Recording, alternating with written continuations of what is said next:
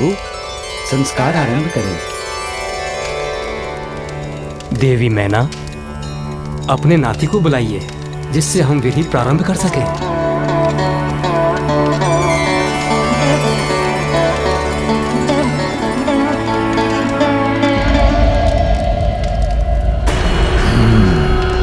तो अब वो दुष्ट मेरे समक्ष तो आएगा।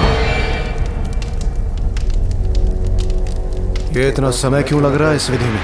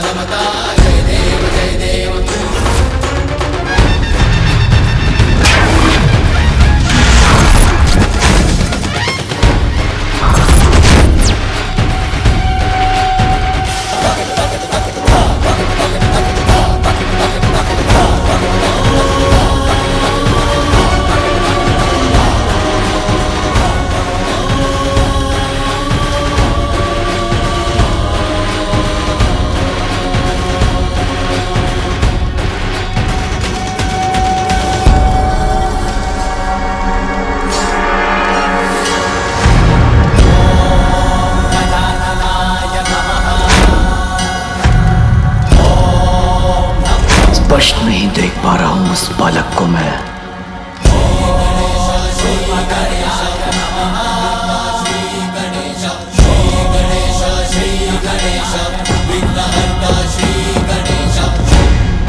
एक बार मेरी दृष्टि तो पड़े इस बालक पर, ये दिखाई तो दे मुझे।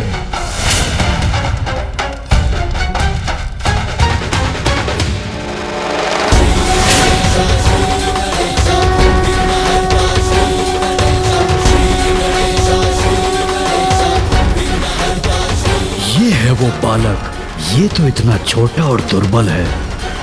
मैं व्यर्थ चिंता कर रहा था।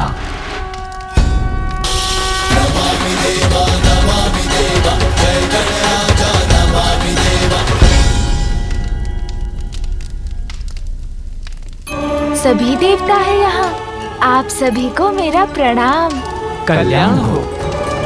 प्रणाम मामा जी विष्णुदेव, मामी जी देवी लक्ष्मी, कल्याण हो पुत्र।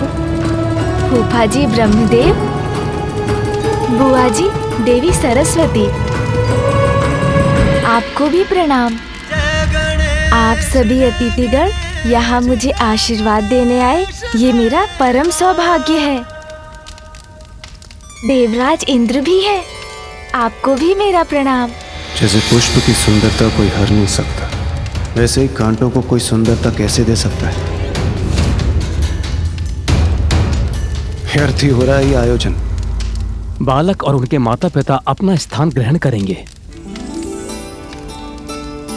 सर्वप्रथम छठी का संस्कार होगा। बालक की बुआ उसे काजल लगाएगी।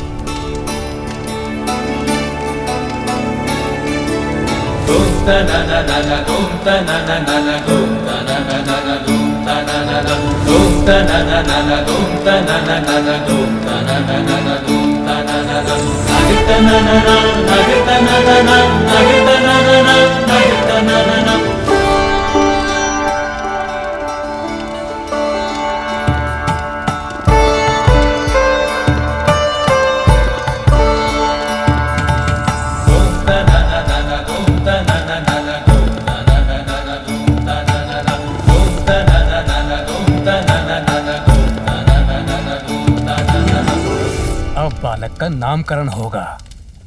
अरे अरे, उससे पूर्व मुझे नेक लेना है बालक के पिता से।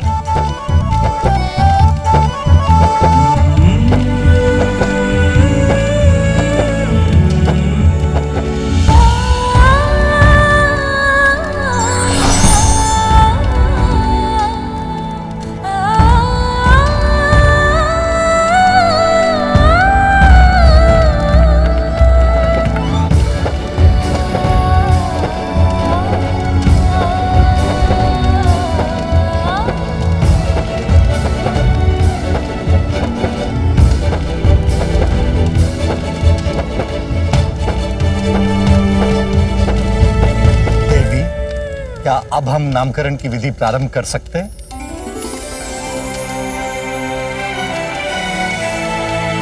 मेरे पुत्र को नाम प्राप्त होगा।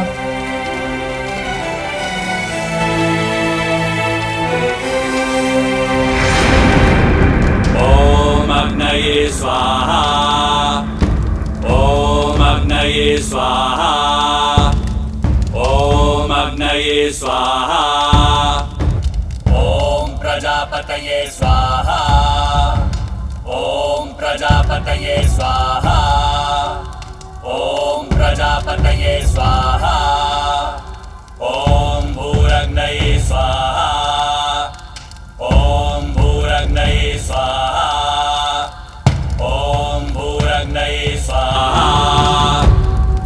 बालक की कुंडली प्रस्तुत की जाए। कुंडली? एक बार किसी प्रकार ये बालक मेरे हाथ लग जाए, फिर मैं अपने प्राणों के संकट से मुक्त हो जाऊंगा।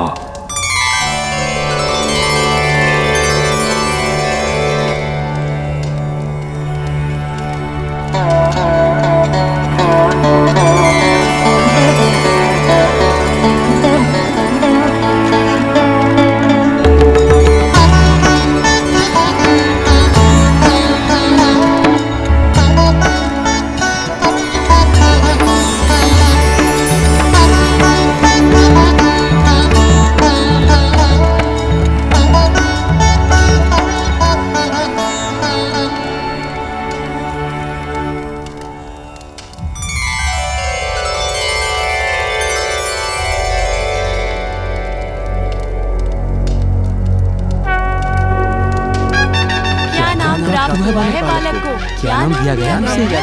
अभी पता चल जाएगा पार्वती नंदन का क्या नाम है। हमें बालक के नाम का प्रथम अक्षर प्राप्त हुआ है।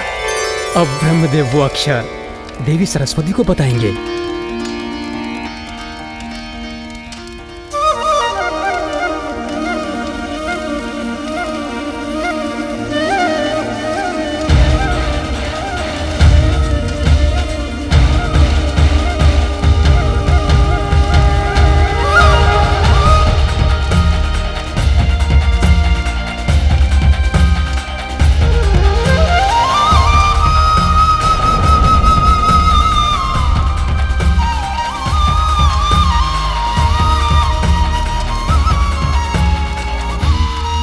मेरे पुत्र के नाम का प्रथम अक्षर है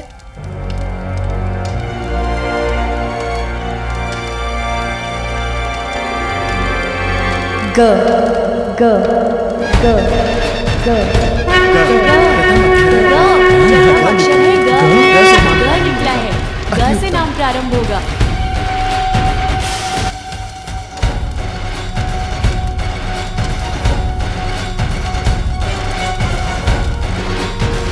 और अब महादेव हमारे पुत्र को इस अक्षर से प्रारंभ होने वाला नाम देंगे।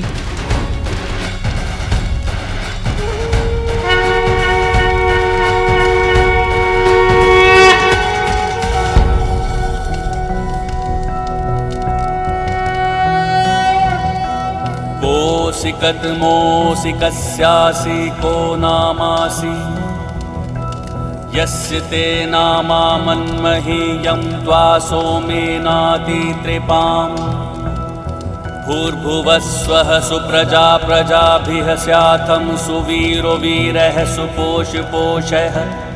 ॐ कोसिकद्मोऽस्येषोऽस्यमृतोऽसि आहस्पत्यं मासं प्रविश गजानन।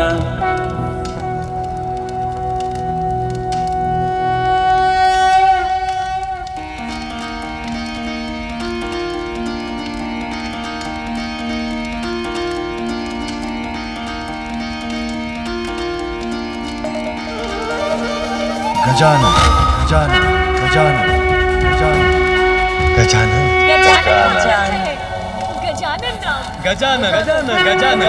गजानन गजानन गजानन गजानन गजानन गजानन गजानन गजानन गजानन गजानन गजानन गजानन गजानन। तुम गजानन हो पुत्र। गजानन?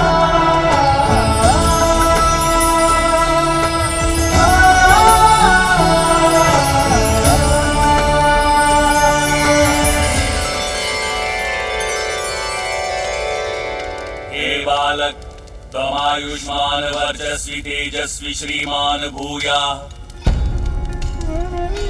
भिन्न भिन्न स्थानों पर जाकर बालक के नाम की घोषणा कर दो, जिससे सभी को महादेव और देवी पार्वती के पुत्र का नाम याद हो जाए।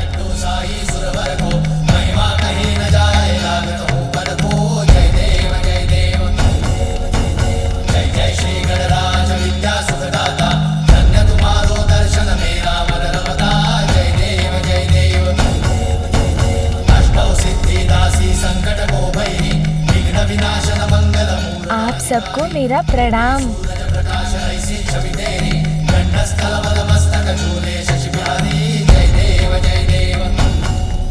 देवगण, अब विधियां संपन्न हो चुकी हैं। हम देवताओं को यहाँ से प्रस्थान करना चाहिए।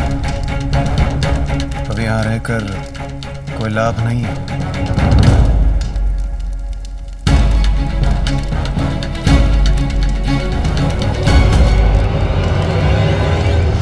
इस बालक का तो मैं अभी यही अंत कर सकता हूँ। बस एक बार ये मुझे अकेला तो मिल जाए। इस प्रसन्नता की घड़ी में आप सभी हमारे साथ यहाँ उपस्थित हुए, धन्यवाद स्वरूप मैं स्वयं आप सभी का मुख लड्डू से मीठा करवाऊंगी। अर्थात और विलंब होगा हमारे प्रस्थान में।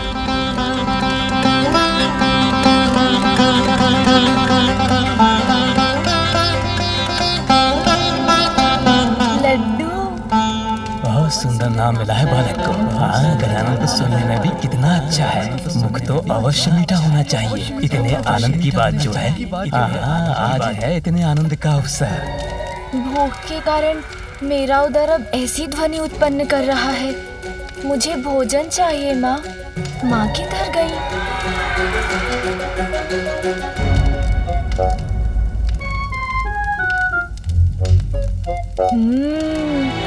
इतने सारे स्वादिष्ट फल,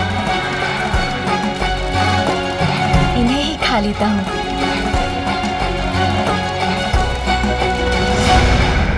अब ये बालक एकाकी कहाँ जा रहा है?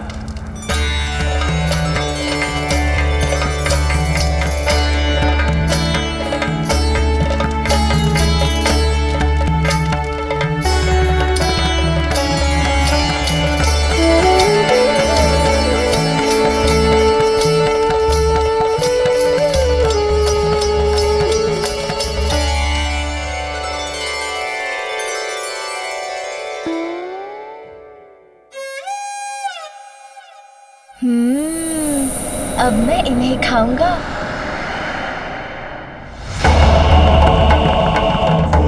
अरे, ये किसकी परछाई है?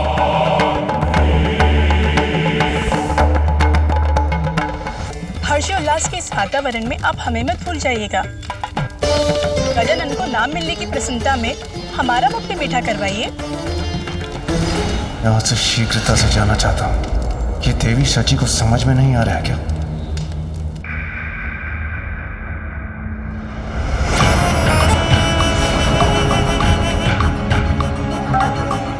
ये कौन है?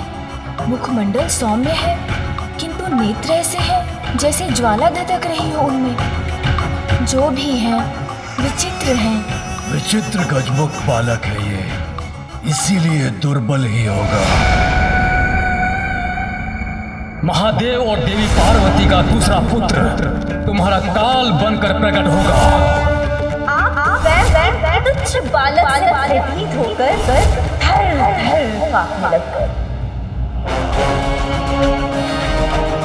उचित कहती थी बुढ़िया सिंह का, व्यर्थ ही चिंतित था मैं इसे लेकर। पल भर में मिटा दूंगा मैं इसे।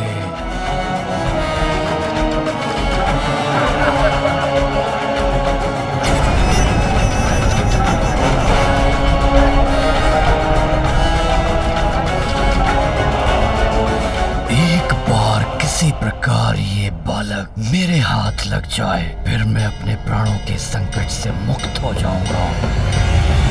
कौन है आप? और मुझे ऐसा क्यों प्रतीत हो रहा है जैसे आपके मन में अनेकों विचार आकार ले रहे हो मुझे देखकर।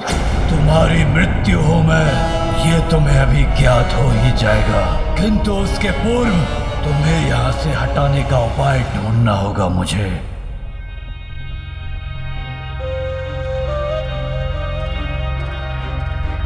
कौन हो सकते हैं ये? मिल गया मुझे उपाय इस बालक के ध्यान को भटकाने का। ओह, तो आपकी भी दृष्टि इन्हीं फलों पर है। देखिए ना, कितने फल है यहाँ, किंतु चुनाव करना कितना कठिन हो रहा है। मेरे मन में बस यही विचार आपस में संघर्ष कर रहे हैं कि मैं लाल फल चुनूं या हरा। अब क्या करना है, उसका निर्णय तो लेना ही होगा ना। पर मैं निर्णय ले चुका हूँ मूर्ख बालक, किंतु तुम्हें कुछ भी चुनने की छूट नहीं दूंगा मैं। मेरे आदेश का पालन करोगे और हरा फल उठाओगे। हरा फल।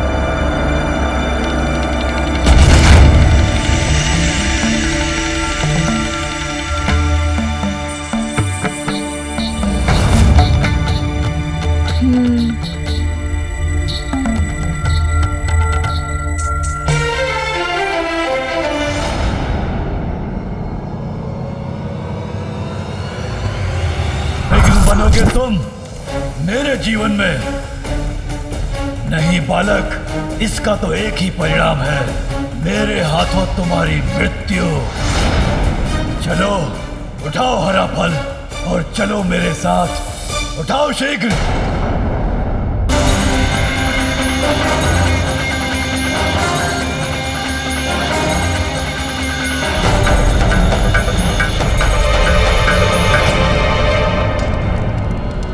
देवी पार्वती,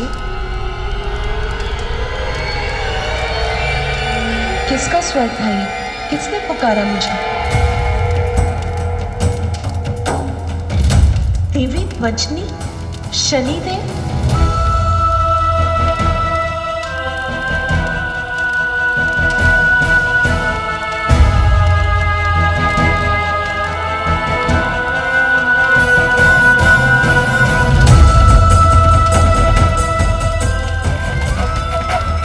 शनिदेव ने पुनः यहाँ आने का साहस कैसे किया?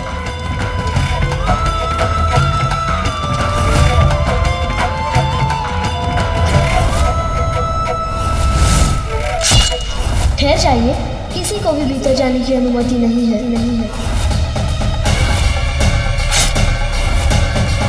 मुझे मेरा पुत्र पुनः चाहिए। ये शीश मेरे त्रिशूल के प्रहार से भस्म हुआ है और मेरे त्रिशूल से भस्म होकर कोई पुनः जीवित नहीं हो सकता।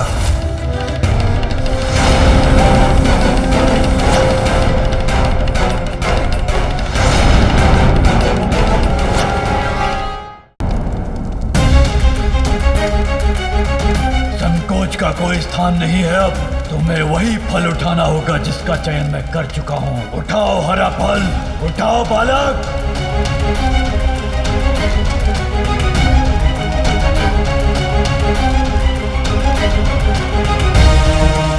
प्रतीत होता है अब ये बालक पूर्णतः मेरे वश में है। अब इसे मैं मृत्यु के मुख तक ले जा सकता हूँ।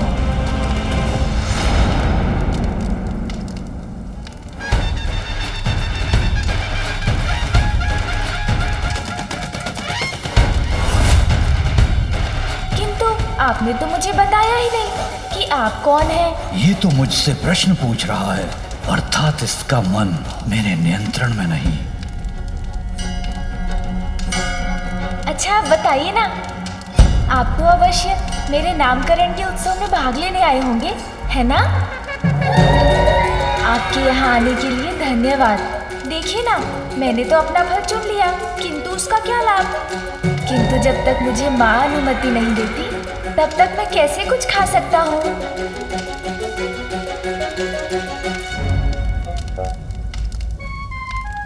इसे दुर्बल मानकर इसकी शक्ति को कम आंकने की भूल तो नहीं कर बैठा मैं। इस पर तो मेरी सम्मोहक शक्ति का कोई प्रभाव नहीं हो रहा है।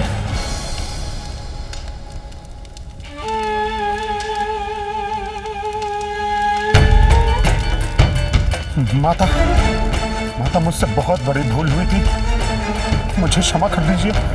बड़ी कठिनाई से मैं यहाँ आपके समक्ष आकर क्षमा मांगने का साहस जुटा पाया हूँ। माते, मुझे क्षमा कर दीजिए।